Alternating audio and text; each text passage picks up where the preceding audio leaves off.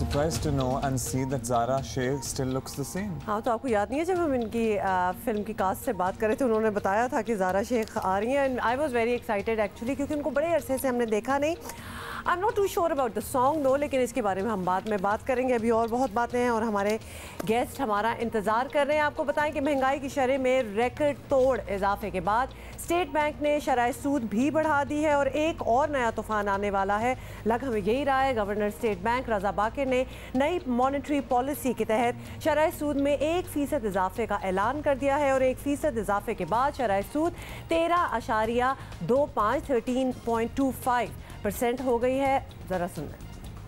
The Monetary Policy Committee decided to raise policy rates by 100 basis points, 1%, to 13.25% with effect from 17th July। ये जो फैसला किया गया है MPC का कि इसमें हम 100 बेसिस पॉइंट शरह सूद बढ़ाएंगे, इसमें हमने कुछ फैक्टर्स वो देखे हैं जो इन्फ्लेशन को ऐड कर रहे हैं, जिससे इन्फ्लेशन बढ़ने के इम्कानात हैं, और कुछ फैक्टर्स ऐसे हैं जो इन्फ्लेशन के कम होने के इम्कानात हैं। ये तो आपने बात सुन ली। इसका एक असर तो ये होगा कि कर्ज़ों पर सूद पड़ने के बायस घरों, गाड़ियों और ज़ाती कारोबार के लिए कर्ज लेने वालों की तादाद में कमी आएगी। बड़ी बेसिक सी अंडरस्टैंडिंग है कि जब आप कर्ज नहीं ले सकेंगे तो जाहिर है अगर आपने घर बनाने का कोई प्लान किया था तो वो आपके लिए मुश्किल हो जाएगा, गाड़ी तब्दील करने का कोई प्लान किया था वो इम्पॉसिबल हो जाएगा, और अगर ज़ाती कारोबार आपने शुरू करना था कर्ज लेकर तो वो भी नहीं कर सकेंगे, और इससे क्या होता है, पूरी इकोनॉमिक ग्रोथ रुक जाती है। मॉनेटरी पॉलिसी के ऐलान से बस 2 दिन पहले ही स्टेट बैंक ने गुज़श्ता माली साल की तीसरी तिमाही रिपोर्ट भी जारी की थी, जिसमें बताया गया कि महंगाई की शरह 8.3% तक पहुंच चुकी है, जो गुज़श्ता तिमाही में 6.5% थी। मतलब ये कि इस दौर में हर चीज़ महंगी हुई है, जिसका बराह रास्त असर ज़ाहिर है आवाम और शहरियों पर पड़ा है, और इस साल के अख्ताम तक महंगाई की शरह 12% तक हो सकती है। पॉज लेना चाहिए, वैसे तो इस पे सदमा ही हो जाता है सुन के, लेकिन क्या करें, ये भी गवर्नर स्टेट बैंक ने ही बताया। उनके अल्फाज ही आप सुन लीजिए।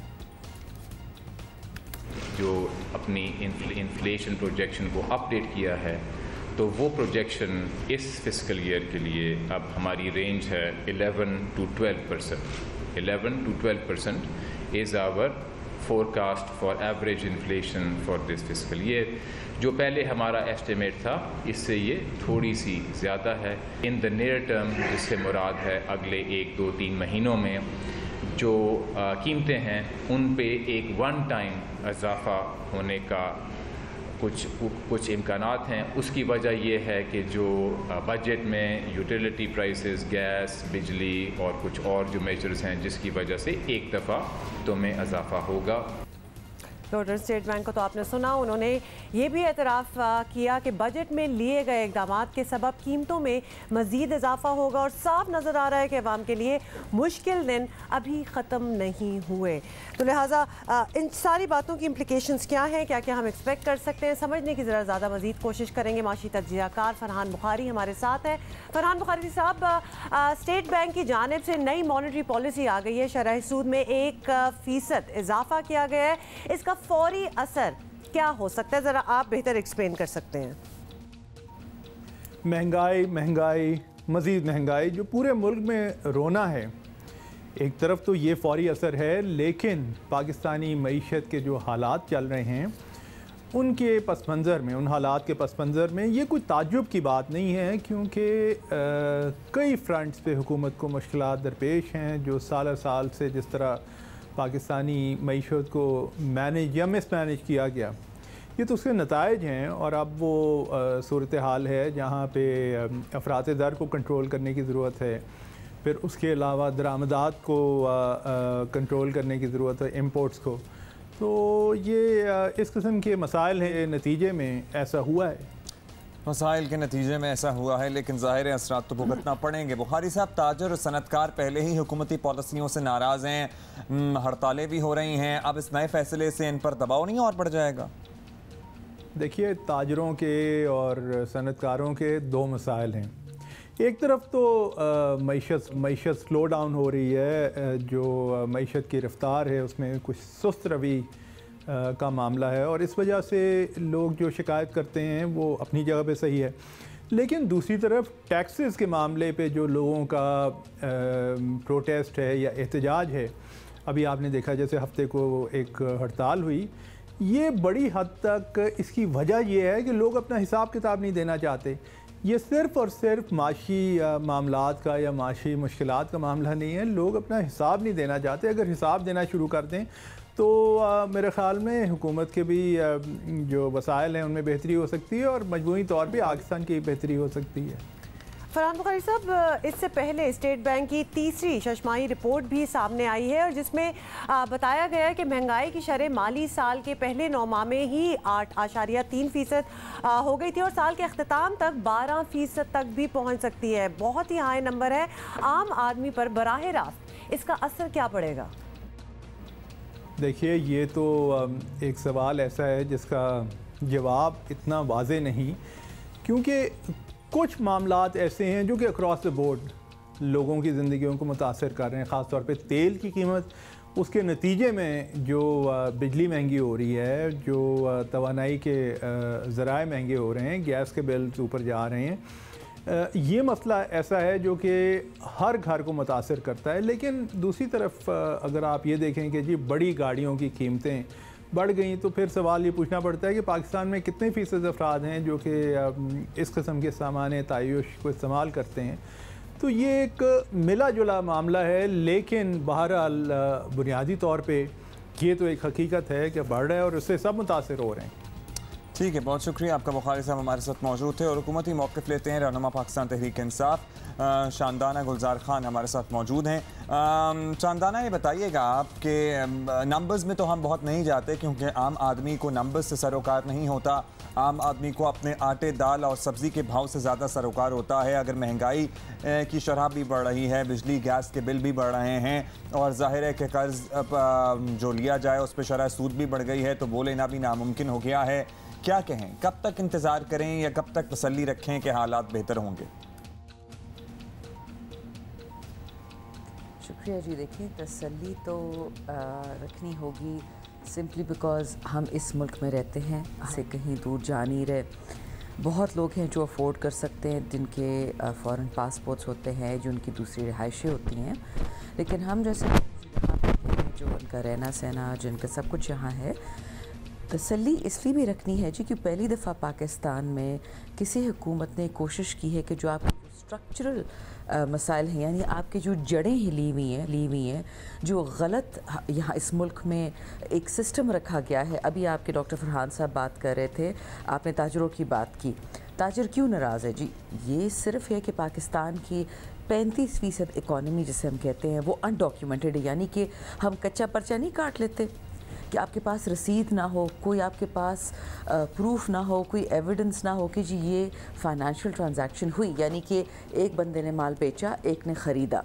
ये टैक्सेशन की बात नहीं है, ये बात है कि आपने हर बंदे को इस इकॉनमी में जो काम करता है, कारोबार करता है, उसने जिस तरह आप लोग तनख्वाह लेते हैं, मैं तनख्वाह लेती हूँ, हमारी एट सोर्स पता होता है कि जी कितनी तनख्वाह मिल रही है, कितना टैक्स कट रहा है यहाँ पे, सिर्फ ये है। तो देखिए, अगर इतनी रेजिस्टेंस है एक सोच में, इसमें कोई गलती नहीं है ताजरों की, ये उनको एक सोच दे दी गई थी, उनको एक खुली छूट दे दी गई थी कि जी क्योंकि आप बड़े बड़े सरमायाकार नहीं हैं, क्योंकि आप छोटे सरमायाकार हैं, आपको ये हमने एक छूट दे दी, आप टैक्स ना दें, आप इकॉनमी में ना आए। देखिए, ऐसे नहीं हो सकता। आप दुनिया की इकॉनमीज देख लें, मेक्सिको देख लें, अमेरिका देख लें, यूरोप पे छोटे इस बात पे तो शानदाना जी कोई बहस है ही नहीं, इस बात पे तो कोई बहस है ही नहीं कि इन लोगों को डॉक्यूमेंटेड इकॉनमी का हिस्सा बनना होगा। और अगर हड़ताल इस वजह से है कि हमें कोई हिसाब किताब ना देना पड़े तो इसकी कोई सपोर्ट नहीं कर रहा। लेकिन जाहिर है जहां कारोबार कम होने की बात है, इकोनॉमिक एक्टिविटी कम होने की बात है, तो वो बड़ी एविडेंट हैं चीज़ें हमारे सामने। आप मार्केट चले जाएं, आप देखिए कि कितना रश होता था पहले किसी दुकान पे और अब कितना रश है। These are things which were not notable and visible before this. पहले जब महंगाई की बात होती थी तो हाँ बात होती थी और कुछ बहुत थोड़ा बहुत असर होता था, लेकिन अब दुकानें और मार्केटें एक्चुअली वीरान पड़ी हैं।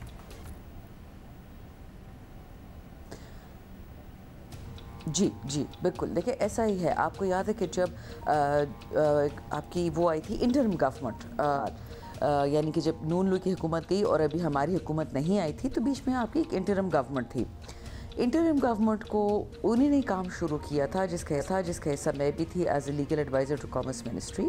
हमने ये देखा कि जी हमारे हिस्टोरिकल करंट अकाउंट डेफिसिट से हिस्टोरिकल आपके ट्रेड इम्बैलेंसेस हैं, तो इसको करना क्या है? इसका मतलब क्या है कि आप खरीद आपकी आमदन है 100 रुपये, ख़रीदारी आप कर रहे हैं जी 160 की, और जो आप बेचते हैं, जो बनाते हैं और बेचते हैं वो है 20 रुपये का, बाय वे ऑफ एग्ज़ाम्पल। यानी कि आपका ख़र्चा ज़्यादा है, आपका बनाने का कम है, आप बेच कम रहे हैं। होगा क्या? उस इकॉनमी को आग लग जाती है। हम जो कर रहे हैं कि उस इकॉनमी को कंट्रैक्ट करें। हमें पता है कि मार्केट्स में इस वक्त ख़रीदारी कम हो रही है, क्योंकि जब आप एक कर्जे की इकॉनमी, एक कंजम्पशन लेड ग्रोथ पे चल रहे हैं, कंजम्पशन लेड ग्रोथ को यानी कि ख़र्चे पे ख़र्चा हो रहा है, ठीक है, ख़र्चे पे ख़र्चा हो रहा है, प्रोजेक्ट लग रहे हैं, नौकरियां लग रही हैं, लेकिन पीछे जो गंद इकट्ठा हो रहा है उसको कोई नहीं देख रहा था। हमारा पहला काम ये, देखिए कोई भी जो एक किफ़ायतशुमार खातून होती है ना, उसने अपना घर चलाना होता है, उसको पता होता है कि जी जितना मुझे मेरे खावंद पैसे ला के दे रहे हैं मुझे उसी में रहना है। आपकी इकॉनमी ये हो रहा था कि एक तवक्कल था, एक दुआ थी कि अल्लाह हम ख़र्चे पे ख़र्चा कर रहे हैं, तो शायद इस खर्चा करने से नौकरियां लग जाएं। बात ये है कि ऑफ कोर्स वी अंडरस्टैंड कि वो सारा ओवरऑल सिस्टम भी एक बेहतर करना है और बहुत अरसे से बहुत खराबियां थी, टैक्स नेट में लोग नहीं थे, वी डू अंडरस्टैंड एवरीथिंग। लेकिन अब अगर आप सिर्फ खाने पीने की बात कर लें, फूड की बात कर लें, मतलब एक गरीब आदमी है जो कि आटे दाल पे रोटी पे इस पे ही रहता है और उसकी इतनी लग्जरीज क्या होंगी, अगर वो बेसिक चीज़ पे टैक्सेस बढ़ जाएं तो वो ज़रा अनफेयर हो जाता है। बहुत से लोग हैं, शानदाना आप क्लियर कर सकती हैं इस बात को, बहुत से लोग ये भी पूछ रहे हैं कि IMF प्रोग्राम के तहत ही बज़ाहिर ये सब कुछ हुआ है। First of all you can clear that, और अगर तो IMF प्रोग्राम की वजह से ही हुआ है तो हुकूमत को कुछ तो रिलीफ देनी ही चाहिए थी। बिल्कुल जी, थैंक यू हुमा। देखिए IMF का तो खाने से कुछ लेना देना नहीं है, आपकी बात बिल्कुल सही है। आप शायद भी एक गांव से हैं, मैं भी एक गांव से हूँ, यहाँ से 2 घंटे के रास्ते पे है। बिल्कुल महंगाई खाने के अशया पे हो गई, लेकिन हुई क्या? बेसिक इशू क्या है? आप जब तेल ख़रीदते हैं आलमी मंडी से महंगा, ठीक है, आपका जो मेन खाने की जो सोर्स, हम बहुत सारी चीज़ें इंपोर्ट भी करते हैं, कुछ लोकली बनाते हैं और कुछ सूबों से खाने की चीज़ें मिलती हैं हमें। आटा पंजाब से मिल जाता है, इस तरह बहुत सारी चीज़ें, डिफरेंट फ्रूट्स जो है आपको KP से मिल जाते हैं। होता क्या है कि जो आपका बेचने वाला होता है, आपको जो डिस्ट्रीब्यूटर होता है, जो एक जगह से खाना ख़रीद के दूसरी जगह पहुँचा रहा होता है, आपके पेट्रोल का कॉस्ट है वो कंज्यूमर को पास कर देता है। ये सिंपल चीज़ है। महंगाई इसलिए नहीं है कि भिंडी महंगी बन रही है, टमाटर महंगा बन रहा है, प्याज नहीं, ये क्योंकि पेट्रोल की कीमत, बिजली की कीमत, गैस की कीमत उन्होंने अपने डिस्ट्रीब्यूशन कॉस्ट में डाल दी है। हुकूमत ने 1 रुपया किसी भी खुर्दोनोश की चीज़ पे नहीं पे करने पड़ेंगे। Exactly, जब उसके भी बिल्स भर रहे हैं उसने कहीं से तो निकलवाना है। सवाल नहीं समझ आया, सॉरी, आप दोनों बोल रहे थे, सवाल नहीं समझ आया। अच्छा, कहने का मतलब है आप बता रही हैं कि जी पेट्रोल की कीमतें ज़्यादा हुई हैं, गैस की कीमतें ज़्यादा हुई हैं, वो नेचुरली एंड प्रोडक्ट जब जाके कस्टमर को बिकेगा तो तब तक बेचने वाला ये सारी कॉस्ट उसमें एडजस्ट कर चुका होगा, तो लिहाजा वो बोझ किस पे पड़ेगा? कस्टमर पे, कंज्यूमर को पास ऑन, जो कंज्यूमर एंड में गरीब हो अमीर हो whatever, it's not going to differentiate, वो दोनों को ही उतना उसका बोझ तो पड़ेगा। बिल्कुल जी, और जाहिर है वो बोझ पड़ रहा है। अब ये बताइएगा कि द क्वेश्चन इज दैट जाहिर है भिंडी नहीं महंगी हो रही है, लेकिन ये अगर आप कहती हैं कि IMF ने अशराए खुरोनोश की कीमतें नहीं बढ़ाई हैं, लेकिन IMF की वजह से, प्रोग्राम की वजह से बिजली गैस की कीमतों में इजाफा ज़रूर हुआ है और ये बिल बढ़ते ही चले जाएंगे, तो ये महंगाई का समुंदर तो रुकने वाला है नहीं। शानदान, हम आपसे ये जानना चाहते हैं कि अभी हम तसल्ली रख लें कि जी ये मुश्किल वक्त है, ये गुजर जाएगा, लेकिन अभी तो और ज़्यादा मुश्किल वक्त आना है। कब तक हम जहनी तौर पे प्रिपेयर रहें कि जनाब हाँ बस ये अभी तो हमें लग रहा था यही हमारा थ्रेशोल्ड है, इसके आगे पता नहीं होगा क्या? जी शुक्रिया, बिल्कुल आपका बहुत अच्छा सवाल है। ये आवाम के लिहाज से भी और एक डिस्कशन के लिहाज से 2 बातें। आपने अगर कल गवर्नर स्टेट बैंक की देखी हो, मॉनेटरी पॉलिसी जो अनाउंस की, उनका पूरा प्रेस कॉन्फ्रेंस था, उन्होंने यही बात बताई कि 1 टाइम इंक्रीज़ आएगा गैस और बिजली के प्राइसेस में। अब आपने बात की IMF की, देखिए IMF का कोई लेना देना नहीं है पाकिस्तान के अंदरूनी मामलात से। IMF हमारे पीछे नहीं आया, हम IMF के पीछे गए। हम क्यों गए? क्योंकि हमारे पास ख़जाने में पैसे नहीं थे। अच्छा, आपको स्टेबिलिटी चाहिए होती है, स्टेबिलिटी अपनी सबसे सस्ता कर्जा ले होता है, सबसे सस्ती मराहत पे और शराइत पे, ठीक।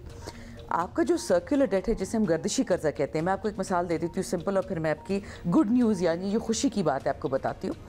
गवर्नर साहब ने भी कल ये बताया कि एंड ऑफ द ईयर, जो इस साल के आखिर में आपकी जो महंगाई है आहिस्ता आहिस्ता कम होना शुरू हो जाएगी, और जो अगला बजट आएगा यानी इस एक साल के अरसे में आपकी जो सबसे बड़ी इस वक्त इंस्टेबिलिटी इस मुल्क को है, जो सबसे बड़े हमें ख़तरे थे, हमें दिवालिया होने का ख़तरा था, हमें हर किस्म का, हर तरफ के कर्जे का, उल्टे होने का, महंगाई का, एक एक चीज़ जो हमारे सामने थी, तो वो तो इंशाल्लाह 6 महीने में असरात शुरू हो जाएंगे इस प्रोग्राम्स के जो हमने खुद किए हैं, और साल के अंदर उसमें पॉजिटिविटी भी आएगी, महंगाई भी कम होगी, बिजनेस भी दोबारा स्टार्ट हो गई। टोटल एक साल को उसने आपको टाइम दिया है गवर्नर स्टेट बैंक ने, ठीक है। इसमें हुकूमत ने बहुत सारे और भी काम करने हैं, लेकिन एक छोटी बात बताती चलो जी कि देखिए मेरे गांव में पिछले 5 साल से बिजली नहीं है, मैं केपी से बिलोंग करती हूँ, और जब इलेक्शन करीब आया तो बिजली जी इतनी छोड़ दी गई 5-6 महीने के लिए, क्योंकि आगे इलेक्शन आना था, लोगों को वोट लेने थे। अच्छा हुआ क्या, वो बिलिंग नहीं हुई, यानी कि मेरे इलाके में 97% इस वक्त बिल लोग नहीं दे रहे, क्योंकि वो इतना बिल दे ही नहीं सकते।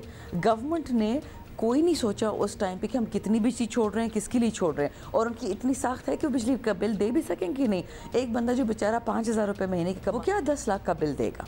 तो इस वक्त हम एडजस्टमेंट पे काम कर रहे हैं। आपको पता है उमर अयूब साहब हमारी मिनिस्ट्री एनर्जी वाली भी कोशिश करिए कि साथ साथ में जो हमने रिकवरी करनी है उसके साथ साथ लोगों का खून ना रुक जाए। तो long and short of it is कि इंशाल्लाह 6 महीने के अंदर अंदर ये महंगाई के असरात कम होते जाएंगे। अभी इमीडिएटली गवर्नर स्टेट बैंक का तस्करा कर रही बिल महंगाई होगी, तो गवर्नर स्टेट बैंक की तो खुद की प्रेस कॉन्फ्रेंस में था कि महंगाई अगर 8 पॉइंट समथिंग है इस वक्त, तो it will cross 12 point something by the end of this year. तो फिर हम क्या एक्सपेक्ट करें? इट इज एक्सपेक्टेड, बिल्कुल जी। तो हम क्या एक्सपेक्ट करें कि साल के आखिर जो आपने शुरू में बात की ना हो जाएगी? जी बिल्कुल अब्दुल्ला साहब, आपने जो बात की शुरू में उसका जवाब ही एंड में आ गया। आपने शुरू में सवाल पूछा कि अगर आपने गाड़ियाँ महंगी कर दी, घरों के कर्जे महंगे कर दिए, यानी बैंकों की शरह सूद बढ़ गई है। शरह सूद हम क्यों बढ़ाते हैं?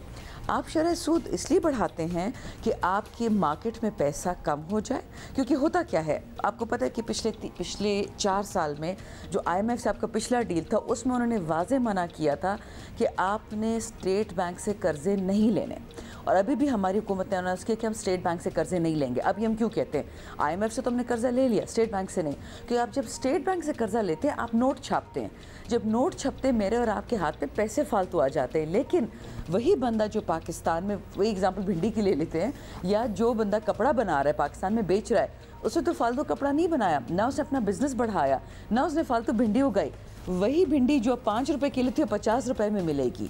तो जो इन्फ्लेशनरी प्रेशर है ना उससे भी आया है कि आपने इतनी बोरोइंग बहुत शुक्रिया शानदाना हमारे साथ मौजूद थी स्टेट बैंक से, ठीक है ना? We get your point and we hope that by the end of this year अगर जो भी हमारे महंगाई का तूफान हमारे सर पे मंडला रहा हो अगले साल बेहतरी आना शुरू हो जाए, लेकिन IMF का ताल्लुक बराह रास्त हमारे इंटरनल मामलात से होता है, तो डॉक्यूमेंटेड है बात। देखिए आप IMF कहती है कि यूटिलिटी बिल्स पे किधर जा रहा है। IMF कहती है कि हम यूटिलिटी बिल्स पे सब्सिडी नहीं दे सकते, आपको यूटिलिटी बिल्स की कीमतें बढ़ानी पड़ेंगी, और IMF कहती है कि आप रुपये को फ्री फ्लोट करें या फिर इसको डॉलर के मुतवाजन लेके आए। IMF कहती है कि आप शरह सूद फैक्ट कि हुकूमत कोई इस वक्त रिलीफ, लिटरली कोई रिलीफ नहीं दे सकती इज ऑल्सो ऑब्वियसली उसका भी अगर आप उसकी कड़ी देखें कि किधर मैच हो रही है IMF की शराइत से ही हो रही है।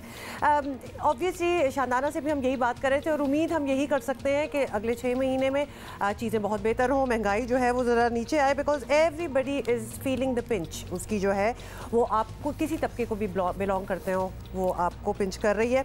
We need to move on from here, और मेरा ख्याल है कि कोई बिल्कुल ही थैंक यू शानदाना, thank you so much for your time, it was good to have you over. हम दोबारा आपको बुलाते रहेंगे, बात करते रहेंगे मुख्तलिफ इशू से मुताल्लिक। अभी हम आगे बढ़ते हैं। आई गेट्स कुछ तल्खी ज़्यादा सी हो गई है, सुबह सुबह महंगाई और परेशानियों की बात। परेशानियाँ एक्चुअली वो साथ साथ चल ही रही होती हैं, ऑलवेज जब हम किसी से बात कर रहे होते हैं और ख़ास तौर पे हुकूमती सतह पे किसी से बात कर रहे होते हैं, तो we are perhaps looking for some relief, some promise और सम अश्योरिटी कि ये चीज़ें ज़रा बेहतर होंगी, या फिर क्यों ऐसा हुआ है, कुछ समझने की हम तसल्ली ही, और तसल्ली तो हमें मिल रही होती है, लेकिन फिर हमें भी ज़रा मज़ीद तसल्ली चाहिए होती है ना कि नहीं आप बताएं कि ये कब ठीक होगा।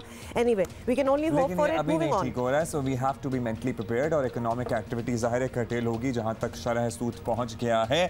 अभी ज़रा कोई बात नहीं, देखते हैं कि अगर कह रहे हैं तो इंतज़ार करते हैं कि हालात कब तक बेहतर होते हैं। We have to totally change pace here, और जल्दी से आपको बताएं जी एक मूवी आ रही है और मूवी तो आएगी बड़ी ईद पे, लेकिन एक गाना, कितनी ज्यादा फिल्में आ रही हैं, मैं देख रहा था हाँ, इस पे भी सारी बात हो रही है और बड़ी स्टार स्टडेड फिल्में आ रही हैं। मैं तो कह रहा था एक आध को जरा और ये कल एक सवाल एक घूम रहा था, बल्कि हमारे बहुत ही अच्छे अदाकार शान शाहिद, उनका भी एक था, मतलब एक सवाल है कि सारी अच्छी फिल्में हमारी जो 2 ईदें होती हैं उस पर कॉन्सेंट्रेशन क्यों होती है, बाकी तो पूरा साल पड़ा हुआ है।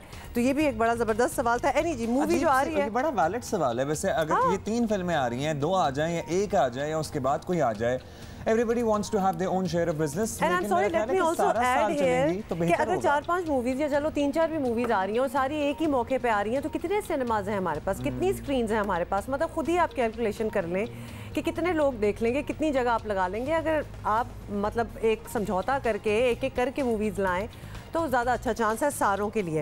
एक और ख़बर जिसके बारे में हम बात करेंगे और आपको बताएं, ऑब्वियसली बहुत सी आपको पता है कि पॉलिटिकल चीज़ें आजकल डेवलप हो रही हैं, स्टोरीज़ रोज़ कोई अपडेट होती है। आज का क्या चल रहा है आपको बताते हैं कि ख्वाजा साद रफ़ीक पर फ़र्द जुर्म आयद करने की तारीख जो है वो मुकर्रर हो चुकी है। राना सनाउल्लाह की पेशी भी हो गई।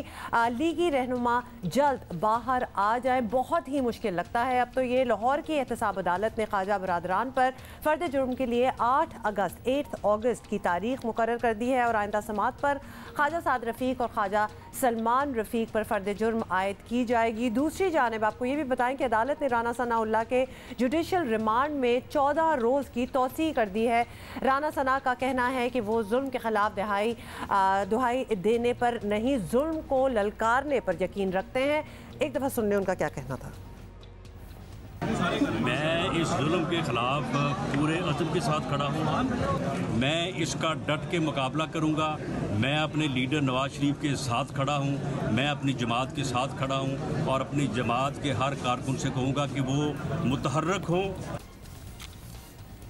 राना सना के अहलिया और लीगी रहनुमा भी डटकर रुकने कौमी असम्बली का दिफा कर रहे हैं, लेकिन हुकूमती अरकान भी अपोजिशन पर ताबड़तोड़ हमले कर रहे हैं। मुस्लिम लीग नून चाहे कुछ भी कहे, इनके अरकान पर मुकदमे भी बन गए हैं और आगे भी बढ़ रहे हैं। फिलहाल तो प्रोडक्शन ऑर्डर पर भी किसी का बाहर आना मुश्किल नजर आ रहा है। मुस्लिम लीग नून हुकूमत मुखालिफ मुहिम में तेजी लाने का ऐलान तो कर रही है, जल्द से जुलूस और रैलियों का प्रोग्राम बनाया जा रहा है। ऐसे में पार्टी राना सना, ख्वाजा साद रफ़ीक जैसे सीनियर रहनुमाओं की कमी तो महसूस करेगी ही। अब हुकूमत क्या वाकई प्रेशर ले रही है? अपोजिशन पर जो दबाव बढ़ाया जा रहा है उसका रिएक्शन भी ज़ाहिर है कहीं ना कहीं आना है, लेकिन उसके बाद फिर डेली मेल जैसे स्कैंडल भी आ जाते हैं। और क्या सूरत हाल बन रही है सारी हम जानते हैं। ब्यूरो चीफ लाहौर जियो न्यूज़ रईस अंसारी साहब हमारे साथ मौजूद हैं। रईस साहब, जज वीडियो स्कैंडल अब सुप्रीम कोर्ट में ज़ेर समात है, दूसरी तरफ नून लीग जल्द से जुलूस और रैलियों की तैयारी कर रही है। आपको लग रहा है कि नून लीग नवाज शरीफ की सज़ा का मामला कानूनी और सियासी दोनों महाजों पर लड़ना चाहती है, या इतना पोटेंशियल है कि हाँ आगे बढ़ सकेंगे इस लड़ाई में ये लोग? जी बिल्कुल, ये जो अभी वीडियो स्कैंडल एक बाहर आया था जिसमें ये मामला सामने आया नवाज शरीफ का, तो उसमें आपने भी बात की कि सियासी और कानूनी दोनों महाजों पर लड़ना चाहती हैं। कानूनी महाज पे तो उन्हें लड़ना पड़ेगा क्योंकि केस अदालतों में है, और अब वो सियासी महाज पे भी लड़ना चाह रहे हैं। पहले वो कुछ अरसा खासे खामोश रहे, वो खामोशी की वजह आपके सामने आ गई। नासिर जंजुआ का नाम सामने आ गया, शुजात अजीम का नाम सामने आ गया। कुछ वो बैक डोर से कुछ मसालत की कोशिश कर रहे थे, लेकिन जो मरीम नवाज़ खामोश बैठी थी और जो दूसरे रहनुमा खामोश बैठे थे उसकी एक वजह थी। लेकिन जहाँ जो हमारे इतलात में, जो हमारे इल्म में बात है, अब वो जो पैचअप होने की कोशिश की जा रही थी, किसी तरह करने की कोशिश कर रहे थे, वो तो तोड़ गई। अब इन्होंने इस पर जो है वो बाकायदा तरीके से अब ये कह लेंगे जहराना सियासत का शुरू कर दिया है। और वो जिस तरह उन्हें मंडी बहुत दिन गई है, रात 1:30 बजे पहुंची हैं और जाकर उन्होंने वहाँ जलसा किया, और इंतज़ाम भी कोई नहीं था, बारिश हो चुकी थी, ग्राउंड में पानी था, लेकिन अब वो इस तरफ जहराना जो है वो सियासत की तरफ आ रही हैं, स्पेशली मरीम नवाज़। लेकिन अब भी जो वो बयानी का जो कहा जाता है, शहबाज शरीफ का बयानी अब भी जो है वो नरम है, वो अभी इसमें तेज़ी नहीं लाना चाहते। और शहबाज शरीफ की जो आप जो भी बॉडी लैंग्वेज देख लें, प्रेस कॉन्फ्रेंस में देख लें, APC में देख लें, उनकी बॉडी लैंग्वेज ऐसी थी जिन्हें बांध के बिठा दिया गया हो। तो उनका भी बयानिया ये है कि मुल्क में जो हालात हैं, मुल्क में जो अफरा तफरी, उसमें ये हमें तेज़ी नहीं करनी चाहिए। लेकिन क्योंकि अब राना सनाउल्लाह पकड़े गए, ख्वाजा साद रफ़ीक अंदर है, नवाज शरीफ भी जेल में हैं, अब जो मरीम नवाज़ का बयानिया है, जो ये कह लें कि नई लीडर एमर्ज हो चुकी हैं मुस्लिम लीग नून की, वो नवाज शरीफ की हदायत पर नया बयानिया लेके वो चल पड़ी हैं। और अब इन्होंने जो सियासी महाज पे भी फ़ाइट करने का किया है फ़ैसला, और अभी आइंदा चंद दिनों में मुख्तलिफ जलसे जुलूसों रैलियों की मेरे ख्याल ये शेड्यूल भी दे देंगे और उसमें ये तेज़ी शुरू हो जाएगी। दूसरी जो हमें नज़र आ रहा है कि जिस तरह लोग कह रहे हैं कि जी जेल में अब बाहर जाएँ तो लोग नहीं आते, राना सनाउल्लाह आए तो इतने लोग नहीं आते, मेरा जहाँ तक मेरा ख्याल है और जो नज़र आ रहा है उनमें उसमें कॉल नहीं दी जाती, उन्हें किसी को कॉल नहीं दी जाती। मरीम नवाज़ आती हैं सीधी अंदर चली जाती हैं, वहाँ से बाहर चली जाती हैं। कुछ उनके जो करीबी लोग हैं MPs वगैरह को 8, 10, 15, 20 आ जाते हैं या अच्छा रईस साहब जी रईस साहब ये भी बता दीजिएगा कि जज वीडियो स्कैंडल में अब तक मुस्लिम लीग नून सुप्रीम कोर्ट में खुद फरीक नहीं बनी, क्या इस बात का इम्कान है कि आगे चलकर मुस्लिम लीग भी इस केस में बतौर फरीक शामिल हो जाए? आपके पास ऐसी कोई खबर? नहीं देखिए, खुद फरीक तो वो खुद तो फरीक कभी भी नहीं बनेंगे इसमें। वो क्यों कहेंगे आबैल मुझे मार सुप्रीम कोर्ट में जाके हम फरीक बनेंगे। लेकिन जो मुझे नज़र आ रहा है जो सुप्रीम कोर्ट में केस शुरू हुआ है कि इसकी एक जो माहिरीन भी कह रहे हैं एक बार उसका फोरेंसिक ऑडिट कराना पड़ेगा उस फिल्म का, क्योंकि सुप्रीम कोर्ट में समाज शुरू हुई है और इसी फुटेज की बुनियाद पर शुरू हुई है, तो उसके फोरेंसिक ऑडिट पे जाना पड़ेगा। फोरेंसिक ऑडिट हुए बगैर ये साबित नहीं हो सकता कि ये सही है या गलत है। अगर गलत साबित हुई तो तब भी मुस्लिम लीग नून पे पड़ जाएगी ये जिन्होंने प्रेस की, और अगर सही भी साबित हुई फिर भी इसमें जो कानून है उसमें भी इन पे कुछ ना कुछ कहीं ना कहीं इन पे फिर भी पड़ेगी फुटेज। और ये केस जब ये ऐसी फुटेज सामने आए तो जिस तरह माहिरीन कह रहे हैं कि आगे जाके जो ये मामला हाई कोर्ट में भी इस केस का चलेगा उस पर ये फुटेज असरअंदाज हो सकती है। दूसरी जो इस फुटेज में करैक्टर देख लें आप, जो नासिर भट्ट हैं, उसकी अब क्या बताएं कि जब नवाज शरीफ को 2013 में प्राइम मिनिस्टर सेक्रेटेरिएट में मिले थे आकर, उस वक्त मुल्क के प्राइम मिनिस्टर को ये पता था कि ये कत्ल के मुकदमात में हैं और जिन लोगों का ताल्लुक है जिनसे ये सुलह करवाना चाहते हैं, केस ख़त्म करवाना चाहते हैं, उनका ताल्लुक राजा अशफाक सरवर के हलके से है। और उसमें भी उसने ख़ुद भी कहा है, ये जो जज साहब ने हल्फिया बयान दिया उसमें कहा कि नासिर भट्ट ने कहा कि मेरे पर नवाज शरीफ के बहुत एहसानात थे और मेरे उन्होंने कत्ल के 3-4 मुकदमे ख़त्म करवाए। तो अब इस करैक्टर को भी देखना पड़ेगा, मुल्क से बाहर है और इसके बारे में 14-15 मुकदमात हैं, तो इस सुप्रीम कोर्ट जो है ये पूरा इसका अहाता करेगी।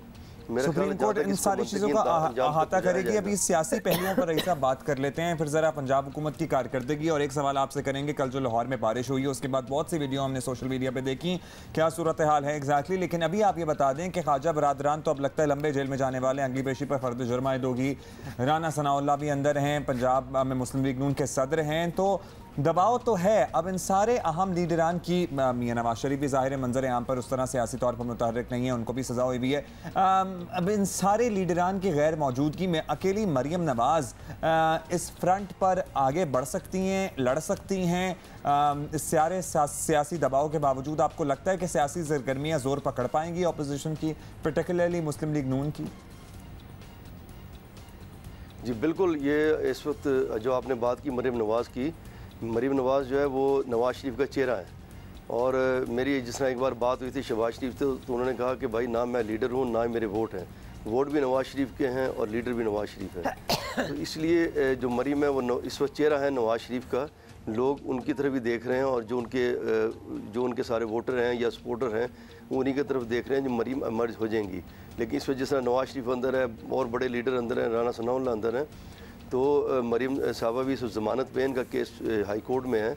अगर हाई कोर्ट में केस चला तो अब ये तो हाई कोर्ट ही फैसला करेगी कि इन्हें बरी करना उस केस में अदालत से जो सज़ा हुई, या इनको उसमें सज़ा इनकी बहाल कर देनी, ये अंदर हो जाएंगी। अगर इस सूरत में अगर उसमें केस आगे चला और ये इनको उसमें से सज़ा होगी तो वो भी जेल चली जाएंगी।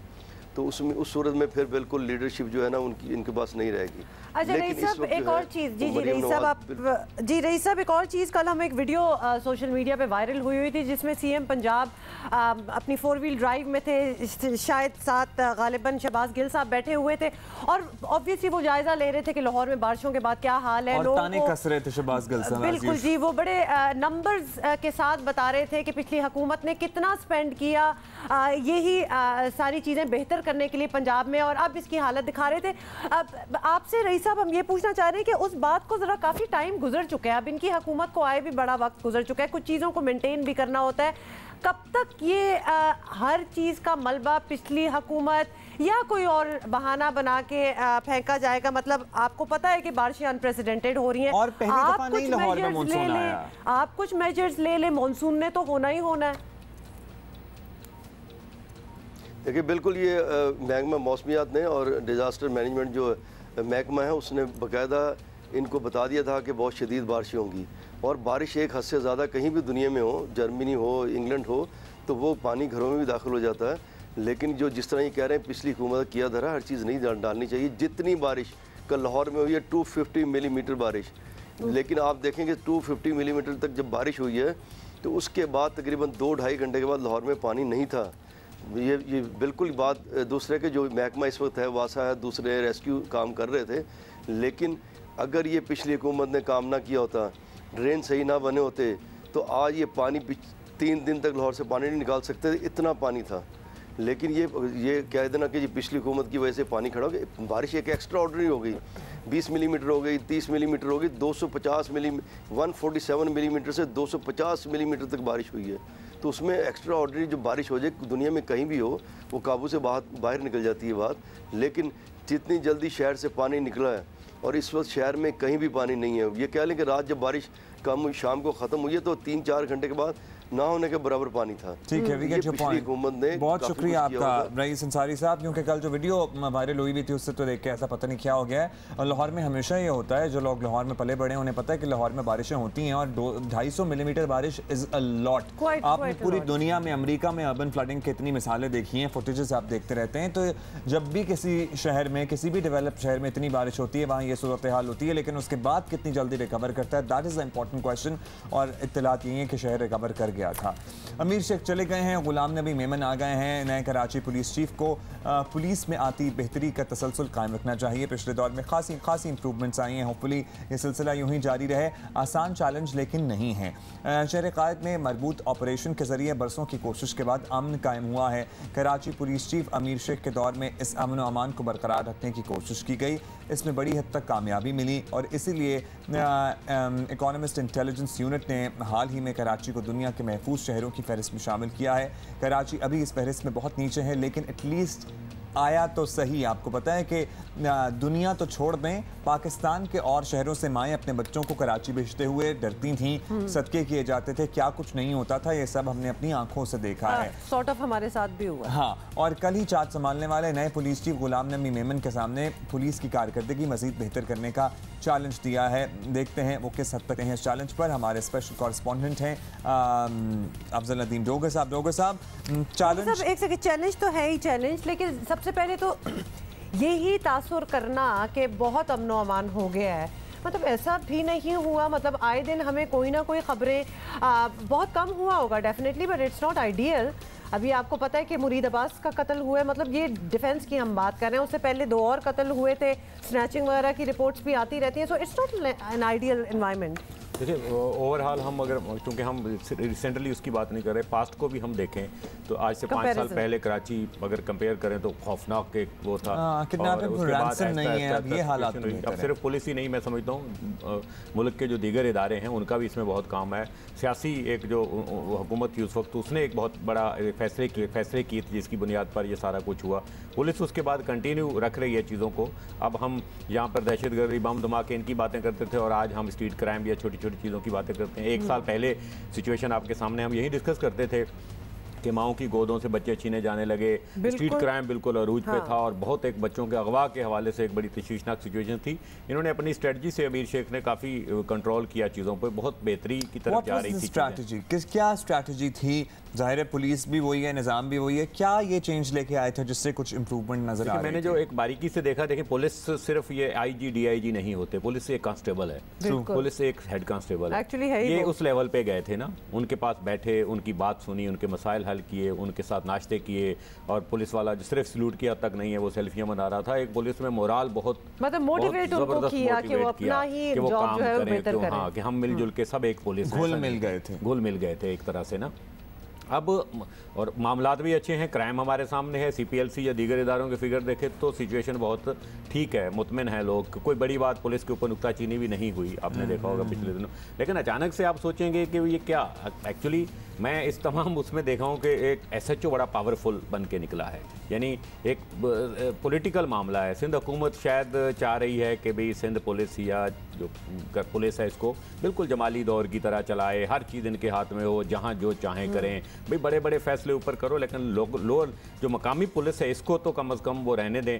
यहाँ भी इन्वॉल्व, यहाँ बहुत ज़्यादा इन्वॉल्वमेंट थी, हम आते जाते थे, डिस्कस होती थी चीज़ें, और खुद पीपल्स पार्टी की हुकूमत के लोग गिले करते थे कि ये हमारे काम नहीं करता। काम क्या है कि 4 SHO एक वजीर के लगाने हैं, 4 इसके लगवाने हैं, उन्होंने हाँ पर्सनल लेवल के और बहुत ही लोअर लेवल। मैं समझता हूँ पुलिस यहाँ नहीं है, ऊपर देखना है आपने, ऊपर वो सारी चीज़ें करनी है। और एक चीज़, एक बड़ी चीज़ अभी कल परसों इंटरेस्टिंग सामने आई कि आप अपने एक जो स्पीकर सिंध असम्बली हैं उनके लिए आपको एक जगह चाहिए, बेहतरीन जगह आपको एडिशनल IG हाउस मिला कि जनाब इसको सब जेल करार दे दें तो हमारा ये मामला हल हो सकता है। इस पे भी बात भी की है, इस पे भी बात हुई कि भी वो उन्होंने। अच्छा डॉक्टर साहब, एक्सपेक्टेशंस फ्रॉम गुलाम नबी मेमन जो आ रहे हैं, इनके बारे में भी कुछ बता दें, और उनको क्या चैलेंजेस सबसे पहले तो उनको क्या देखना होगा? देखिए, अगर सिंध पुलिस ये चाहते, सिंध हुकूमत ये चाहती है कि पुलिस को अपने अंदाज से चलाना चाहे, तो मैं समझता हूँ फिर गुलाम नबी मेमन को भी 6 महीने रहना चाहिए, क्योंकि जूनियर हैं भले वो, लेकिन वो किसी हद तक, बहुत हद तक, यानी मैं कहूँगा कि वो डॉक्टर अमीर शेख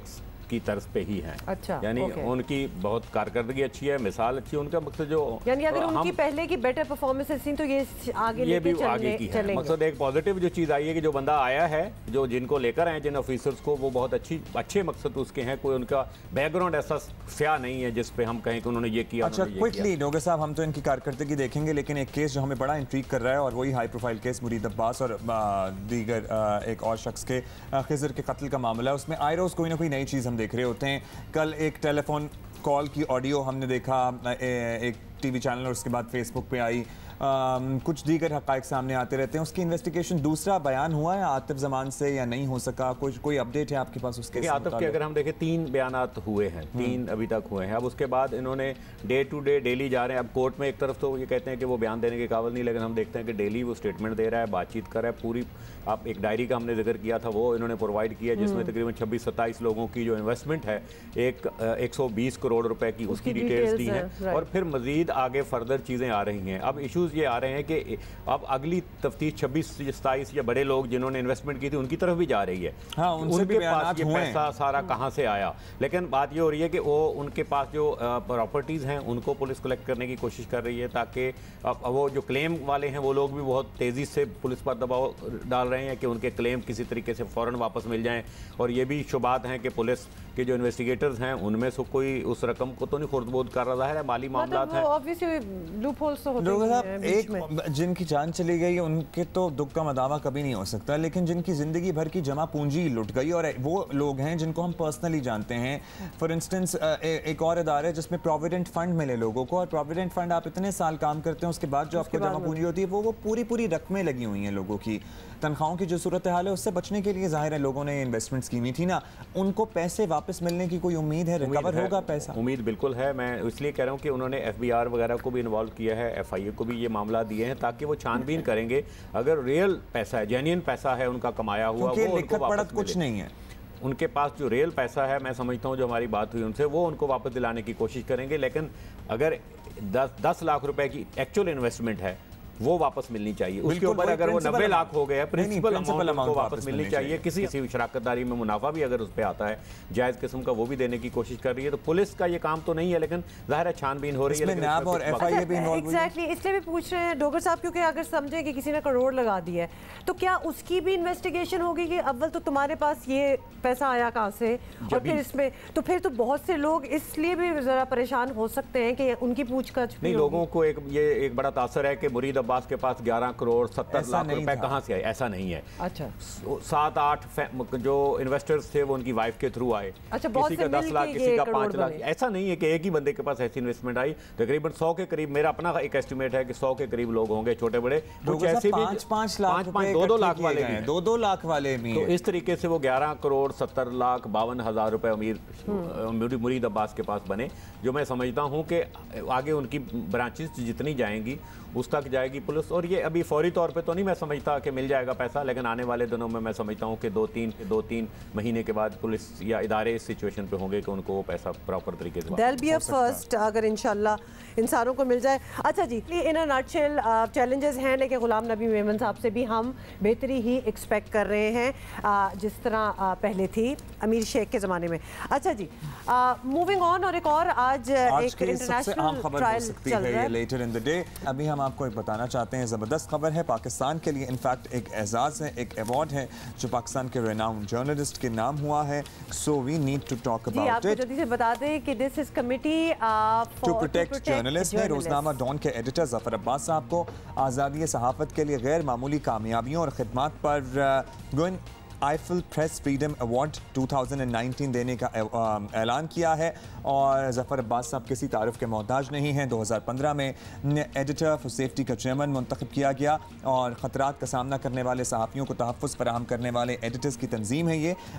और CPJ की सरबरा कैथलीन कैरोल का कहना है कि जफ़र अब्बास सहाफ़ती हौसले की अमली तस्वीर हैं। इन्हें ये अवार्ड देने पर बहुत खुशी हो रही है। और इनके जर्नलिस्टिक करियर की बात करें तो 81 में बतौर रिपोर्टर इन्होंने अपने बिल्कुल जी, आपको बता दें कि जफर अब्बास ने सहाफ़ती करियर का आगाज़ Abdullah you are very right कि 1981 में इन्होंने एज ए रिपोर्टर स्टार्ट किया था। 2010 में डॉन के एडिटर नामजद हुए और उन्हें एक से ज़ायद मरतबा तशद्दुद और धमकियों का भी सामना करना पड़ा। बल्कि इनके जो नीचे रिपोर्टर्स इनके काम करते हैं, जर्नलिस्ट जो काम करते हैं, वो तो कहते हैं कि ये इतना लोग समझ भी नहीं सकते कि जितने अंडर थ्रेट ये रहते हैं। इस्लामाबाद में इनके दफ्तर को इंतहा पसंदों ने आग भी लगा दी थी और जफ़र अब्बास समेत उनके साथियों पर हमला भी किया गया था। So he has gone through a lot and if anybody deserves this award definitely Zafar Abbas and a lot of other people जिनकी बड़ी कुर्बानियां हैं। पाकिस्तान में सहाफ़त लोगों को लगता है कि बड़ा आसान काम है, ये लोग तो बड़े मज़े करते हैं, बड़े आराम से ट्विटर पर वॉरियर्स बैठे हुए हर एक को लिफाफा लिख देते हैं। ये तो अब आम फहम टर्म हो गई है ना। अब तो ये लाजिम व मलजूम हो गया है कि किसी भी सहाफ़ी को जलील करना है, किसी भी एंकर को जलील करना है, उसके नाम के साथ लिफाफा लिखना शुरू देखिए, अगर पूरी डॉक्टर्स फ्रेटर्निटी हो और एक डॉक्टर मैल प्रैक्टिस कर रहा हो तो आप पूरी फ्रेटर्निटी को तो बुरा नहीं कहेंगे। फिर भी जब आप बीमार होंगे जाएंगे तो डॉक्टर के पास ही। उसी तरह कोई एक ब्लैक शीप अगर आ जाए, हर इंडस्ट्री में होते हैं, इधर इस इंडस्ट्री में भी अगर आ जाए तो आप सारों को कंडेम नहीं कर सकते। इतना इंटेलिजेंस और स्मार्टनेस तो हर इंसान में होनी चाहिए कि वो हर इंसान को ऑन देयर ओन मेरिट जज करे। तो लिहाजा yes you are very right, मतलब ये बड़ा चैलेंजिंग काम है और कोई अच्छी तरह इसको निभा ले तो बहुत बड़ी बात। अच्छा जी, अभी आगे बढ़ेंगे और सुप्रीम कोर्ट में जज Arshad Malik video scandal case की पहली समाअत हुई है। दरख्वास्त गुजारा ने इंक्वायरी कमीशन बनाने का फैसला का कह दिया है। एक्चुअली ये फैसला सामने आया है मामले पर सियासी बाजार पार्लियामेंट में गर्म रहा। Chief justice Pakistan justice Asif Saeed Khosa के रिमार्क्स भी आए सामने।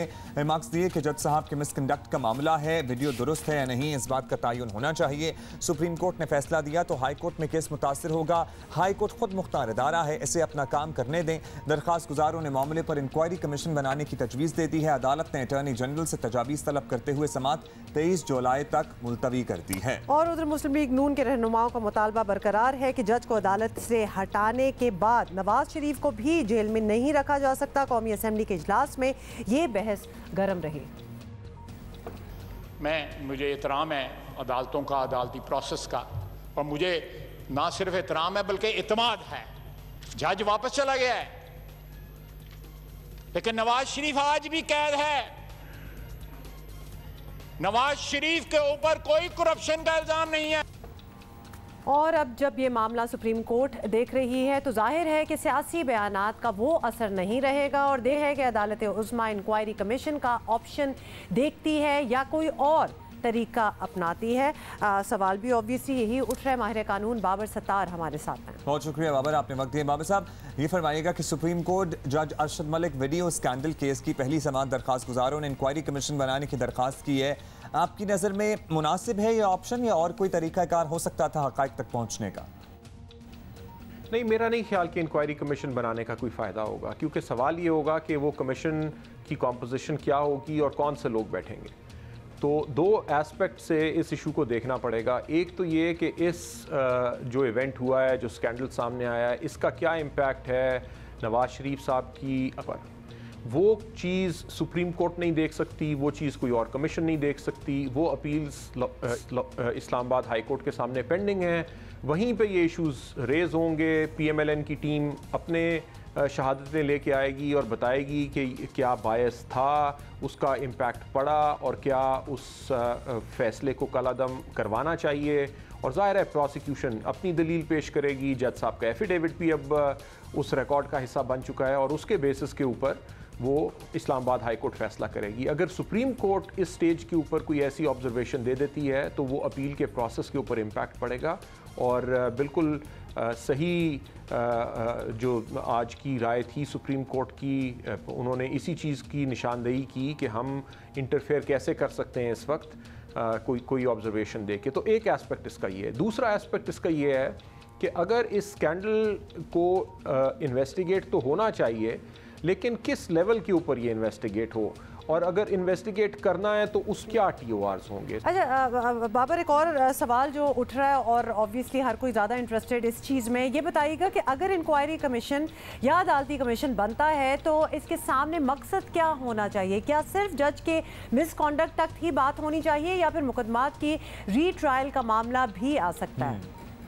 देखिए, जैसे मैंने पहले कहा, जो तो अपील है वो इस्लामाबाद हाई कोर्ट ने सुननी है। वो एक कॉन्स्टिट्यूशनल राइट है नवाज शरीफ साहब का कि वो अपील सुनी जाए और उसके अंदर ये तमाम इश्यूज रेज हो सकते हैं कि जो जजमेंट थी वो बायस की वजह से उसे कलादम होना चाहिए और फिर मसला रीट्रायल की तरफ जाएगा। ये तो एक इशू है।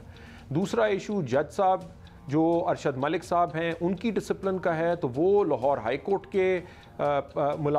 के सबऑर्डिनेट जुडिशरी में आते हैं क्योंकि वो वहाँ से डेपुटेशन पे आए थे। कोर्ट आइन के मुताबिक हाई कोर्ट का काम है कि वो सबऑर्डिनेट जुडिशरी के डिसिप्लिन का ख्याल रखे। सो वो इंक्वायरी जो होनी है वो लाहौर हाई कोर्ट के लेवल के ऊपर होनी है। अच्छा, ये बताइए बाबर कि मुस्लिम लीग नून का अब भी यही मुतालबा है कि जज साहब को हटाए जाने के बाद नवाज शरीफ के जेल में रहने का जवाज़ नहीं रहता। ये मामला बराह रास्त तो इस्लामाबाद ज़ाहिर है हाई कोर्ट के पास है, लेकिन क्या मौजूदा हालात में इस्लामाबाद हाई कोर्ट इसका नोटिस ले सकती है या सुप्रीम कोर्ट में है मामला तो उसे वहाँ चलने दिया जाए? क्या how would this work out for Muslim League Noon? देखिए, सुप्रीम कोर्ट में तो के सामने ये मामला तो नहीं है। सुप्रीम कोर्ट के सामने 184(3) की पिटिशंस आई हैं जिसमें अगर कोई पब्लिक इंटरेस्ट का मैटर हो, और ये मैटर है पब्लिक इंटरेस्ट का और फंडामेंटल राइट्स का हो, तो उसके ऊपर सुप्रीम कोर्ट को डायरेक्टली कोई अप्रोच कर सकता है। लेकिन सुप्रीम कोर्ट ने बिल्कुल आज के कल की जो प्रोसीडिंग्स हुई हैं उससे यही समझ आती है कि सुप्रीम कोर्ट ने अपना हाथ रिस्ट्रेंट एक्सरसाइज किया। और रिस्ट्रेंट क्यों एक्सरसाइज किया है कि जो ड्यू प्रोसेस का राइट है, जो अपील कोर्ट का इख्तियार है, वो सुप्रीम कोर्ट यूसर्प ना कर ले, वो इख्तियार सुप्रीम कोर्ट हाई कोर्ट से नहीं लेना चाहती। सो ये मुतालबा कि इसके बाद फैसले ऑटोमेटिकली करें, ये ठीक नहीं है। बहुत शुक्रिया बाबर सत्तार हमारे साथ मौजूद थे। Alright, welcome back. और एक और ख़बर जिसके बारे में हम बात करना चाहते हैं, डेली मेल की रिपोर्ट पर आपको एक दफ़ा फिर बता दें कि डेली मेल की एक रिपोर्ट आई है रिसेंटली, आपने देखी होगी। उस पर सियासी बयानबाजी के साथ साथ फरीकैन अमली कदम भी उठा रहे हैं।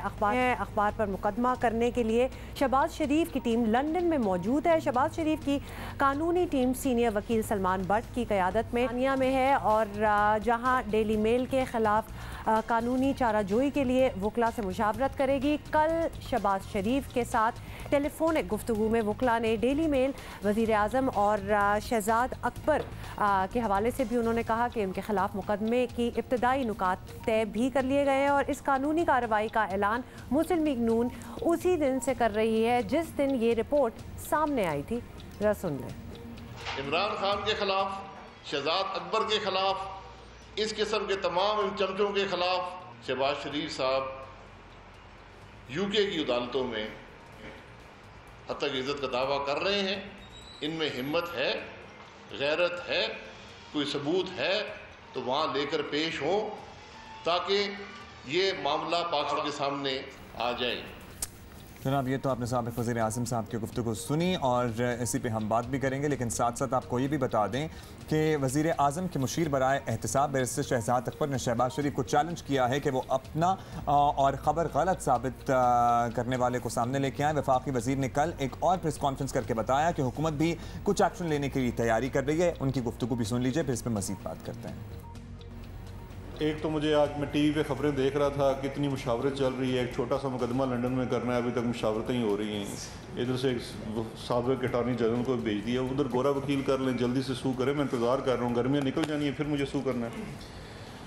तो एक तो वो बड़े मैं बेताबी से इंतज़ार कर रहा हूँ। तो मैंने कहा हम भी अपनी थोड़ी सी तैयारी कर लेते हैं। तो वो जो इस खानवादे के सारे लोग लंदन में बैठे हुए हैं, हसन हुसैन, सुलेमान शहबाज, अली इमरान, ये सारे प्रोक्लेम्ड ऑफेंडर डिक्लेयर हो चुके हैं। कानून के मुताबिक अगर आप प्रोक्लेम्ड ऑफेंडर 87, 88, 89 की कार्रवाई होती है CRPC, उसके बाद आपकी जायदादें जब्त होती हैं अगर आप वापस नहीं आए। तो इस कार्रवाई का भी इंशाल्लाह आगाज़ कर रहे हैं। इनके नाम पे जो जायदादें, शेयर्स, बैंक अकाउंट सारे हैं वो अटैच किए जाएंगे और उनको भी कन्फिस्केट किया जाएगा। इसके साथ साथ इन सब की एक्स्ट्राडिशन रिक्वेस्ट भी फाइल की जाएगी। जनाब, बरतानवी अखबार की खबर पर अब तक सिर्फ न्यूज़ कॉन्फ्रेंसेस ही हो रही हैं। दोनों फरीक अदालती कार्रवाई करें तो सच पता चले। बरतानवी अखबार ने शहबाज शरीफ पर ज़लज़ला ज़दगान का फ़ंड चोरी करने का इल्ज़ाम लगाया था। मुर्तज़ा अली शाह UK में हमारे ब्यूरो चीफ हैं, उनसे बात करते हैं। मुर्तज़ा, ये बताइएगा कि शहबाज शरीफ का इरादा है डेली मेल पर हरजाना दावा दायर करने का, हरजाने का, इसका ऐलान तो वह कर चुके हैं। इनकी कानूनी टीम भी लंदन में है। क्या मसरूफियात हैं, क्या इसकी तैयारी शुरू कर दी गई है? Is he preparing for it? यहाँ पर केस शुरू करना एक लेंथी प्रोसेस है। उसका जो इमीडिएट जो प्रोसेस है वो स्टार्ट होने में टाइम लगता है और उसकी वजह यह है कि अभी तक जो स्टोरी जो छपी है उसको जो यहाँ पर वकला हैं वो उसको पहले रिव्यू करेंगे। उसमें से जो मुख्तलिफ जो वीक पॉइंट्स है उसके या जो होल्स हैं और जो फैक्चुअली इनकरेक्ट स्टेटमेंट्स हैं, जो गलत बातें उसमें अगर कोई लिखी गई हैं, वो पहले उसको गो थ्रू करेंगे और उसकी बुनियाद पर एक केस तैयार करेंगे। उसमें जो उनको एक यहाँ पर जो एक इंग्लिश वकील हैं उनसे जो रब्ता किया, उन्होंने अब तक एक इंग्लिश वकील ने उनको ये कहा है कि वो उनकी जो मेल एंड संडे की स्टोरी है उसमें उस इंग्लिश वकील के मुताबिक, उसका हम नाम यहाँ रिवील नहीं कर सकते, लेकिन डेफामेशन का एक बड़ा वकील है, उसने उनको जो सुलेमान शहबाज और शहबाज शरीफ के जो यहाँ पर रिप्रेजेंटेटिव हैं उनको कहा है कि उस स्टोरी में पोटेंशियल है कि उसको जो एसोसिएटेड न्यूज़पेपर्स हैं उनको सू किया जा सकता है और इस बात के चांसेस हैं कि जो स्टोरी के हवाले से जो एसोसिएटेड न्यूज़पेपर्स हैं उनको या तो उनसे स्टोरी को करेक्ट करवाया जाए या उनसे अपॉलॉजी ली जाए या उनको अगर ये इस तरह का अगर मामला इनिशियल स्टेजेस पे हल नहीं होता तो उसके बाद इसको आगे कोर्ट में ले जाया जाए। अच्छा, राइट। मुर्तज़ा, ये भी बताइएगा कि इस तरह के जो डेफेमेशन के केसेस होते हैं उनके लिए बरतानिया में कोई खुसूसी अदालत होती है और कितना अरसा लग जाता है इन मामलात को निपटने में? जी, इस हवाले से कोई स्पेशल अदालतें नहीं हैं। जो लंदन हाई कोर्ट या रॉयल कोर्ट ऑफ जस्टिस जिसे कह सकते हैं, वहीं पर केस अल्टीमेटली जाता है, लेकिन उससे पहले बहुत सारे स्टेज हैं। जो पहली स्टेज में जो शहबाज शरीफ की टीम है उन्होंने अखबार से रब्ता करना है, चूँकि बंदा कोई भी शख्स डायरेक्ट कोर्ट जा सकता है, लेकिन जो कोर्ट्स इनकरेज ये करती हैं कि पहले दोनों पार्टीज आपस में बातचीत करें। लिहाजा फर्स्ट स्टेज पे उन्होंने रब्ता करना है अखबार से और अखबार को वो कहेंगे कि ये चीज़ें गलत हैं, आप इनको विड्रॉ करें। और अगर आपने विड्रॉ ना किया, लेट्स से कि वो 2 वीक्स का टाइम देंगे या 1 मंथ का देंगे या 3 मंथ्स का देंगे, अगर उस अरसे में ये चीज़ें विड्रॉ नहीं हुई तो फिर वो कोर्ट जाएंगे। जो ज़्यादा यहाँ पे जो प्रैक्टिस यही है कि जो ख़त मिलने के बाद डेली मेल उनसे मज़ीद टाइम मांगेगा कि हमें लेट्स से 1 मंथ का टाइम दिया जाए, हम जवाब देंगे। फिर इसमें तकरीबन 3 मंथ्स तक तो इनिशियल कॉरेस्पॉन्डेंस में लग जाएगा, यानी सिर्फ एक जो मुख्तलिफ टर्म्स और बातचीत है उनके सेटलमेंट के लिए। उसके बाद जब बातचीत शुरू होगी तो उसमें तकरीबन 2-3 महीने वो लग सकते हैं। अगर जब कोर्ट में जाएगा तो between now and going to court 6 महीने तो इसमें लग जाएंगे। शुक्रिया आपका मुर्तज़ा, में अपडेट कर रहे थे। लेट्स सी क्या होता है। अभी हम आगे बढ़ेंगे और एक और मामला जिसपे नौजवान जो है ना बड़े एक्साइटेड भी हैं, कुछ बड़े दुखी भी हैं, समझ नहीं आ रहा क्या हो रहा है। हाँ, आज हम सारों को डराने वाले हैं। वैसे ये बात में जल्दी से आपको बता दें कि सेनेट कमेटी की जानिब से शीशा सेंटर्स पर पाबंदी ख़त्म करने की बात के बाद माहिरीन सेहत का शदीद रद्द अमल आने का सिलसिला जो है वो जारी है और पाकिस्तान मेडिकल एसोसिएशन ने दरख्वास्त की है कि इस मामले पर जल्दी में कोई फैसला ना लिया जाए और सेनेट की कायमा कमेटी बराए कौमी सेहत ने रेस्टोरेंट्स में शीशा पीने पर पाबंदी उठाने और मुनासिब कानून साजी की सिफारिश की थी। कमेटी के चेयरमैन सेनेटर मियां अतीक ने 2 रोज़ पहले जियो पाकिस्तान में ही कहा था कि शीशा पर पाबंदी ख़त्म करके इसे रेगुलराइज करने की ज़रूरत है और उन्होंने कमेटी पर तनकीद को बिला जवाज़ भी करार दिया था। एक दफ़ा आपको याद दिला दें उन्होंने क्या कहा था। जो माहिरीन जो सेहत हमारा जो मिनिस्ट्री से वहाँ लोग बैठे थे उन्होंने तो कहा हमने कभी भी इसको बंद करने की तजवीज़ नहीं दी थी। और देखिए इससे ज़्यादा अगर हम स्मोकिंग की बात करें, जो सिगरेट नोशी है उसकी बात करें तो उस पर तो टैक्स लगा दिया जाता है। हमारा मकसद ये है कि इसको रेगुलेशन के तहत लाया जाए और जो ब्लैक इकोनॉमी है उसको आज के प्राइम मिनिस्टर के विजन के मुताबिक डॉक्यूमेंटेड इकोनॉमी में लाया जाए। अब पाकिस्तान में डॉक्टरों की सबसे बड़ी तंजीम पाकिस्तान मेडिकल एसोसिएशन ने सेनेटर मियां अतीक के नाम में खत लिखा है और कहा है कि शीशा सेंटर्स पर से पाबंदी उठाना पब्लिक मकामात पर तंबाकू खोशी नोशी के कानून के खिलाफ वर्जी होगा। वैसे भी आलमी इदारा सेहत शीशे को सिगरेट से ज़्यादा नुकसानदेह करार दे चुका है। कमेटी अपने फैसले पर नजरसानी करे। इसी पर ज़रा एग्जैक्टली बात करते हैं कि बड़ा मिसकंसेप्शन है कि भाई सिगरेट पीना तो बुरी बात है लेकिन शीशा चलो पी लेते हैं। डॉक्टर कैसर सज्जाद हमारे साथ मौजूद हैं। प्रोफेसर डॉक्टर कैसर सज्जाद ENT स्पेशलिस्ट हैं, नेक एंड हेड सर्जन हैं, जनरल सेक्रेटरी हैं पाकिस्तान मेडिकल एसोसिएशन के। अच्छा डॉक्टर साहब, हमने दुनिया में देखा है कि कभी कभार जो चीज़ें पहले बैंड थी या पे छुपके से यूज़ हो रही थी उनको रेगुलराइज कर दिया जाए। कैनबिस यूज़ की हमने UK में और US वगैरह में, यूरोप में बड़ी बात सुनी है। शीशा इज़ बैड फॉर हेल्थ, मतलब हम उसको रेगुलराइज करने की बात ही क्यों कर रहे हैं जब हमें तो बात ये करनी चाहिए कि भाई इसको ना करो।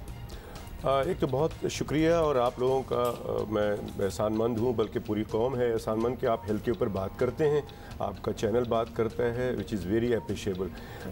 सेकेंडली ये एक बहुत अफसोसनाक बात है क्योंकि शीशा को अगर आप ऐसे मार्केट में या रेस्टोरेंट में ले आएंगे तो मैं नहीं समझता कि वो वहाँ तक रहेगा, बल्कि ये गलियों तक जाएगा। क्योंकि हमारे यहाँ कानून पे मियां अतीक साहब बहुत अच्छे मेरे दोस्त भी हैं, भाई भी हैं, लेकिन ये ज़रा देखें कि आज तक पाकिस्तान में कभी किसी कानून पे या रेगुलराइजेशन पे अमल दरामद हुआ है। एक कानून है जो मैं सबको याद दिलाता हूँ, इसके 2002 का कानून है, ये prohibition smoking and protection of non smokers health ordinance 2002 का कानून है, जिसके तहत आप पब्लिक प्लेसेस पे सिगरेट स्मोकिंग नहीं कर सकते। तो जब रेस्टोरेंट में आप शीशा आम करेंगे तो दूसरे लोग जो तंबाकू से अवॉइड होना चाहते हैं, जो बचना चाहते हैं, जो अपनी ज़िंदगी से मोहब्बत करते हैं, उनका क्या कसूर है? उनके राइट्स कहाँ गए? उनके राइट्स कहाँ गए आप? अच्छा। एक बात, दूसरी बात ये कि एक चीज़ है जो WHO ने, वर्ल्ड हेल्थ ऑर्गेनाइजेशन ने, आप उसके वेबसाइट पे जाइए, ये तमाम लोगों की मैं बारहा कहता रहा हूँ और ये बात मैंने जो ख़त लिखा है मियाँ साहब को उसको भी मैंने मेंशन किया है कि अगर आप शीशे कैफ़े में 1 घंटा शीशा पीते हैं तो आप 200 सिगरेट पी लेते हैं। तो अब आप बताइए कि लोग ये कह रहे हैं कि जी आप उसको उठा के आप रेस्टोरेंट में डालें, चूँकि घर पे पी रहे हैं। जो चीज़ घर पे पी जा रही है ऐसे तो बहुत सारी बुराई घर पे हो रही है, तो आप सबको ले आए बाहर, ऐसा नहीं होता है। और अगर मैं समझता हूँ कि अगर आप समझते हैं कि कोई बहुत अच्छा विज़न है, मैं नहीं समझता इमरान खान का विज़न बहुत अच्छा है, लेकिन प्राइम मिनिस्टर साहब ऐसा विज़न मैं नहीं समझता कि वो रखते हो कि जी शीशा को और तंबाकू को। अब देखिए आप देखिए शीशा ना बोलें आप प्लीज़, आप टोबैको कहें। टोबैको को आप रेस्टोरेंट में आम करने जा रहे हैं, उसको अच्छा, I'm not even sure मुझे वो जो शीशे के फ्लेवर होते हैं उसकी कंसिस्टेंसी में क्या क्या शामिल होता है, मैं बताता मुझे नहीं पता क्या है उसमें, लेकिन उसमें 60% फ्लेवर्ड होता है, ठीक है, कलर्ड होते हैं, जो स्मोक्स करते हैं लोग खुश होते हैं, येलो ग्रीन लाइट, बच्चे भी खुश होते हैं। उसके अंदर फ्लेवर्ड होता है, बनाना है, पीच है, जी फ्लेवर तो होता है उसमें, प्लस 40% टोबैको होता है। सही। अगर कुछ लोगों की मालूमात नहीं है तो बारहा हमने कहा है कि this is not a entertainment, लोग जाते थे और कहते थे कि अपने छोटे छोटे बच्चों को, मैं अभी आपसे बात कर रहा था कि 2 दरिया पे मैंने आज से 5-6 साल पहले एक रेस्टोरेंट में एक फैमिली को देखा जो 2 बच्चे भी साथ थे उनके छोटे, और गोद में भी जो बच्ची थी उसको भी वो स्मोक कराने की कोशिश कर रहे थे, और मैंने इंटरफेयर किया कि प्लीज़ इसको ना पिलाएं बच्चे को, ये ना पिलाएं। लेकिन हाँ। लोगों को नहीं पता है, हेल्थ में लोग बहुत कम इंटरेस्ट लेते हैं मालूमात करने के लिए, और हमारा नारा ही यही है कि prevention is better than cure. देखें अब्दुल्ला, हमारे मुल्क में डिजीज़ बर्डन बहुत ज़्यादा बढ़ गया है and it's increasing day by day. आप इसको कम करें बजाय ये कि आप इसको मतलब है कि अगर किसी और का मुंह लाल है किसी बुराई की वजह से तो हम अपना तो नहीं कर सकते। अच्छा, 2 चीज़ें इसमें डॉक्टर साहब आपसे भी बात करके, एक तो ऑब्वियसली रीइटरेट किया डॉक्टर साहब ने भी ये चीज़ के स्मोकिंग इज बैड, यानी सिगरेट स्मोकिंग इज बैड, शीशा is okay, it is not. In fact if anything तो ये और भी ज्यादा बुरा है, 200 गुना ज्यादा बुरा है। तो हम इससे पहले सुनी सुनाई बात लगती थी कि जी शीशा पीने का मतलब है आप 200 सिगरेट इकट्ठे पी रहे हैं। ये बात दुरुस्त है, ये बात साबित शुदा है। एक याद दहानी मैं कराना चाहती हूँ, ये एंटरटेनमेंट वगैरह की बात हो रही है, देखिए एक वो कल्चरल एक बात भी होती है। We are always so concern कि हमारे कल्चर में क्या है क्या नहीं है, बाकी चीज़ों में तो आपको कल्चर बड़ा याद आ जाता। शीशा कौन सा आपका कल्चर है? ये अरबों का कल्चर है, एक वो वहाँ एक चीज़ होती है, तो आप वो अरबी में भी जो है वो हमें याद है कि हम जाते हैं तो वो सफारी में दूर जाके वो आपको शीशा पिलाते हैं, एंटरटेनमेंट करते हैं। अब रेस्टोरेंट में भी है, लेकिन बात सारी है कि कोई ज़रूरी नहीं, वो बिल्कुल आपकी बात दुरुस्त है कि जो कल्चर हमारा है वो तो चीज़ ऐसी जो अच्छी चीज़ होती है हम उसको अडॉप्ट नहीं करते हैं, जो बुरी चीज़ है उसको अडॉप्ट करने की क्या जरूरत है? हुक्का जो कन्वेंशनली बड़े सगीर में यूज़ होता था, जो दादी नानियाँ भी एट टाइम्स हमने देखा है कि पीती थी, वो और शीशा एक ही होता है। देखिए आप इसको मॉडर्न हुक्का कह सकते हैं, लेकिन इसमें एक बहुत बड़ा इंपॉर्टेंट सवाल है आपका। लोगों को बताने के लिए मैं बताता चलूँ कि हुक्का में लोगों का कॉन्सेप्ट है कि जी वो पानी के ज़रिए वो फिल्टर होके आ जाता है, तो ऑल द निकोटीन या जो टोबैको है वो सारा का सारा वहाँ एब्जॉर्ब हो जाता है, उसमें कुछ भी नहीं है। लेकिन ऐसा बिल्कुल भी नहीं है, उसमें सरासर टोबैको आप इनहेल कर रहे हैं, वैसे ही जिस तरह सिगरेट स्मोक करते हैं, आप शीशा स्मोक करते हैं, ऐसे ही है बिल्कुल, इसमें कोई चेंज नहीं है। और वो जैसे मैंने कहा कि 40% शीशे के अंदर टोबैको होता है, तो वो उतना हेज़ार्डियस है। प्लस जो लोग वहाँ बैठे होते हैं वो कहते हैं कि जी मैं तो नहीं पीता सिगरेट, या कोई लड़का कहता है अम्मी मैं तो जा रहा हूँ, मैं शीशा नहीं पी रहा हूँ, मैं तो फलां के साथ दोस्त के साथ बैठा होता हूँ, तो वो 200 से ज़्यादा पीता है। अच्छा, मुझे जल्दी वो इनहेल कर रहा है, पैसिव स्मोकिंग। डॉक्टर साहब जल्दी से एक बात बता दें, शीशा सिगरेट की तो हमने बात कर ली, एक और ट्रेंड आजकल बड़ा चला हुआ है ये इलेक्ट्रॉनिक सिगरेट्स का। जी बहुत ठीक है, ये वेप्स का और ये जूल्स भी अब आ गए हैं इसमें, और पता नहीं क्या क्या नई, हर रोज़ एक नई टेक्नोलॉजी आ रही है इसमें कि जी शीशा हैज़र्डस है, वो सिगरेट हैज़र्डस है तो हम ये पीना शुरू कर दें, लेकिन निकोटीन तो उसमें भी जा रही होती है। देखिए अब्दुल्ला, ये बहुत इंपॉर्टेंट बात है, पाकिस्तान मेडिकल एसोसिएशन ने इसको रिजेक्ट किया हुआ है। बहुत सारे लोग हमारे पास आए कि जी फलां जगह तो हो रहा है, फलां जगह हो रहा है, इसमें तो कोई प्रॉब्लम नहीं है, लेकिन इसमें 2 मेरा पॉइंट है। एक तो ये कि जैसे आपने बिल्कुल कहा कि इसके अंदर आप बिल्कुल निकोटीन टोबैको है, आप करते हैं, नंबर 1 नहीं जा रही लेकिन निकोटीन बिल्कुल जाता है, नंबर 1। नंबर 2 बात हम हमेशा कहते हैं कि आप अपनी लाइफ में डिपेंडेंट ना हो, एडिक्शन ना करें। आप एक जगह को छोड़ के आप दूसरी जगह पे एडिक्ट हो रहे हैं। आप सही बात और दूसरी बात ये कि जब आप वो एडिक्ट होते हैं तो जो उसका लिक्विड है, जो उसको बाहर जब फिलिंग करते हैं, रीफिलिंग करते हैं, इसकी क्या गारंटी है कि जी आपका बच्चा आज ये पी रहा है, उसके जो कंटेंट वो जो कुछ भी आप समझते हैं कि वो टोबैको नहीं है, उसके अंदर वो हीरोइन डालेगा, उसके अंदर कोई और एडिक्टिव आइटम मतलब उसे एक वो वेसल तो मिल गया, वेसल्स मिल गया सोर्स ऑफ। इसी तरह से मैं कहता हूँ कि शीशा भी इसी तरह से है कि आज आप इसको आम कर देंगे तो मैं समझता हूँ बहुत बड़ा डिज़ास्टर होगा। इसके साथ बहुत सारे लोग बहुत कुछ करेंगे इसके लिए, और जब आप आम करेंगे तो ये यूनिवर्सिटीज़, कॉलेजेस और हर जगह पे मिलेगी आपको, and then you will not control it, और ये बहुत बड़ा प्रॉब्लम होगा। एक चीज़ ज़रूर मैं आपसे, अगर आप क्लोज कर रहे हैं तो मैं स्टैंडिंग कमेटी के चेयरमैन साहब मियां अतीक साहब से ज़रूर कहूँगा, और तमाम लोगों से मैं कहूँगा कि कोई भी कानून, कोई भी चीज़ करने से पहले खुदारा स्टेक होल्डर्स को ज़रूर मशवरा कर लें, ताकि ये प्रोग्राम ना कर सके, आपके खिलाफ कोई बात ना कर सके या उस पर कोई ऑब्जेक्ट ना करे। अब ये चीज़ है, आप चेस्ट सोसाइटी के लोगों को बुलाएं, डॉक्टर्स हैं सारे, ENT सोसाइटी के लोगों को बुलाएं, PMA को बुलाएं, और दूसरे स्टेक होल्डर्स हैं उनको बुलाएं, उनसे मशावरत करें। राइट डॉक्टर साहब, वी गेट द पॉइंट है, स्टेक होल्डर्स को भी बीच में रखना चाहिए, एडिक्शंस किसी की भी चीज़ हो सकती है। Doctor Qaiser, thank you very much, आपने बड़ा एडिक्वेटली आके डरा भी दिया है। ये कहना कि जी अब आप घरों में लोग शीशा स्टार्ट कर दिया, लेट इट बी, जो घरों में कर रहे हैं उनको घरों में करने दें, मतलब आप उनके घर जाके तो फिर नहीं रोकेंगे, तो एटलीस्ट कंटेंट तो और भी बहुत सी बुराइयां करते हैं, उसे आप पब्लिक में तो नहीं ले आते, क्या कर रहे हैं एटलीस्ट पब्लिक में तो नहीं आएगी। और दूसरी चीज, सिगरेट तो फिर भी एक इंडिविजुअल चीज होती है, शीशा, वेप, जूल, जो भी आप चीजें बता रहे हैं ये शेयरिंग में आ जाती हैं, फिर वो एक बंदा नहीं कर रहा होता, वो और ज्यादा लोग मिलके कर रहे होते।